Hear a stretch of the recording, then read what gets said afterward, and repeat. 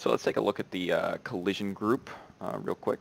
So the collision group, we've kind of already seen parts of this in the collision tests, but we'll look at this anyway.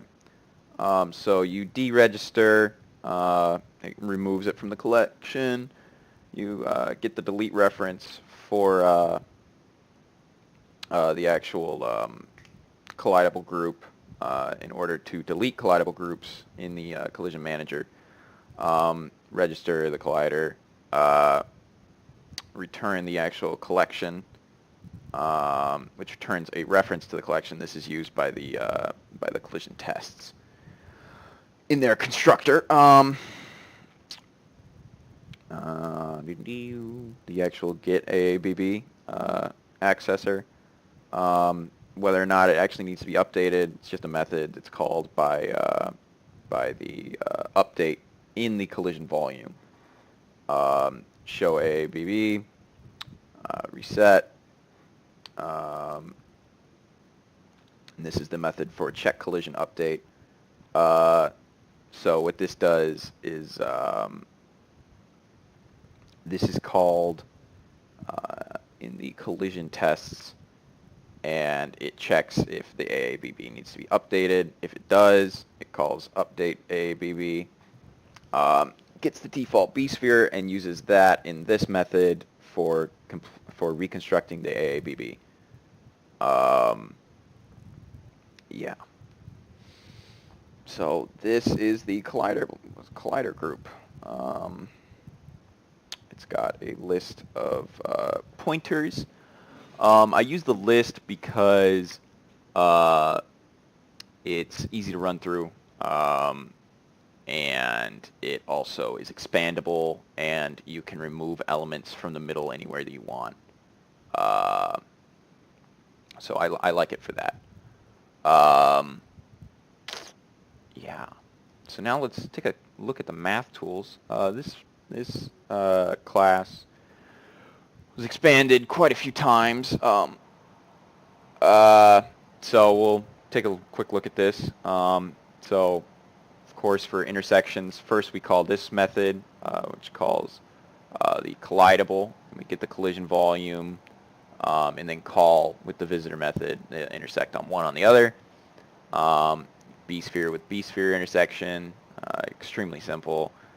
Intersect between two AABBs. It's just one long if statement. Intersect with two AABBs using just the vectors. That way I don't have to construct an entirely new AABB just to test a box with collision. Then AABBs versus B-sphere. This is the collision volume bounding box versus collision volume bounding box.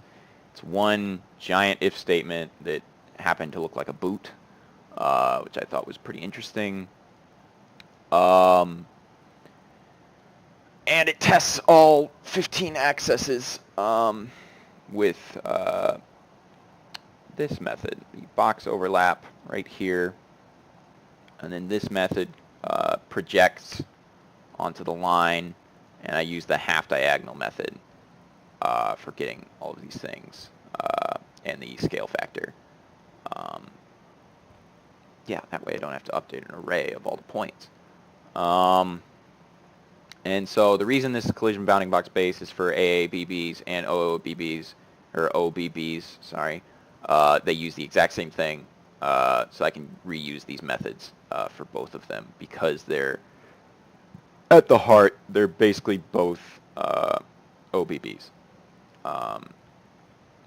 But AABBs, obviously the collision's a lot easier to test.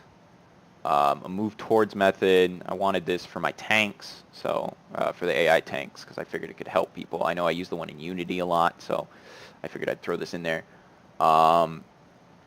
There's the box overlap, projection, inside triangle. This is for finding a point on the terrain. I like this method because it allows me to find the height. Well, actually, this one doesn't. This one does. this one allows me to tell if it's inside one triangle or the other, so I can give this one points. We'll look at that in a little bit. Equals just checks if one vector is equal to another. The clamps the max and the min to a certain value. I believe I use this in the circle, intersection with the OOBBs, or the OBBs, as well as probably the ABBs. Intersection OBBs with a point. I use it as a I cast it to the middle, or I put it to local, and then I put point inside AABB or AABBs, and then test. So that's the same for point inside AABB. Point inside square 2D. This is for the navigation to quickly determine whether or not a point is inside a static object. Instead of having to test all 3 axes, I only have to test 2. Test if we have terrain collision. So this is for, since the cells don't actually have AABBs, they just have min and max. That's what this is for.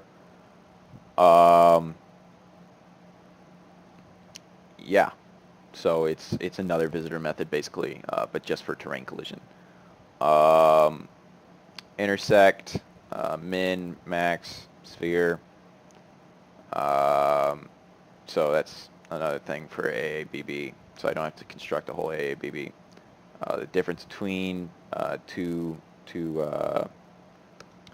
floats. I have a irrational fear of using the subtract function, or just subtracting.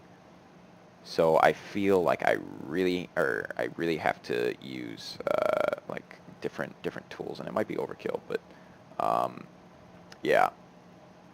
So I also have an absolute value thing for floats and ints, so I don't have to cast.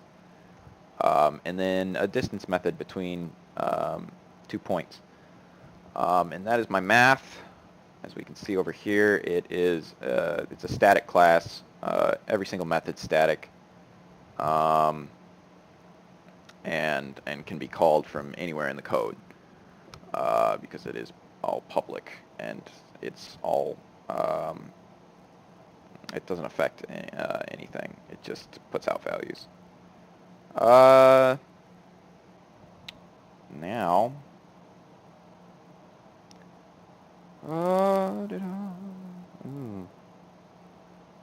I think I'm going to end this video right here and pick it back up, because I was looking at what to do next, and terrain looks like it's going to be next, but that's a video that I'm going to need a whole video on. So I'll just close this out and jump back in with terrain. Thanks.